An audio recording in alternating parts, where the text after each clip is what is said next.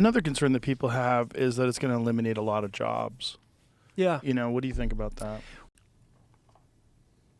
It's too early to know exactly how it plays out, but my guess is that it'll probably create more creative jobs than it. Well, I guess if you look at the history of all this stuff, Mm-hmm. my understanding is like 100 years ago. Um, I don't know if this was 100 or 150 years ago, but it was like at some point not too far along in the grand scheme of things, like the vast majority of people in society were farmers, right? Because they kind of needed to be in order to create enough food for everyone to survive. And then we turned that into like an industrial process. And now it's like 2% of society are farmers, and we get all the food that we need.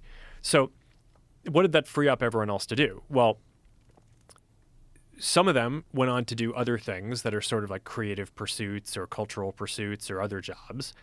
And then some percent of it just went towards recreation, right? So I think generally people just don't work as many hours today as they did back when everyone needed to farm in order to have enough food for everyone to survive. So I think that trend is sort of played out as technology has grown. And so my guess is that like the percent of people who will be doing stuff that's like physically required for humanity to survive will get to be smaller and smaller as it has. More people will dedicate themselves to kind of creative and artistic and cultural pursuits. I think that's generally good. I think the number of hours in a week that someone will have to work in order to be able to get by will probably continue to shrink.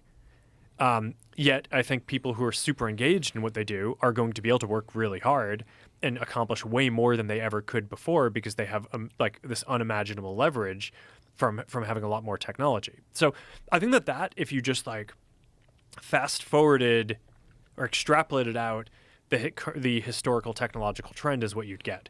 I think the question is what you raised, which is this qualitatively a different type of thing that somehow obsoletes people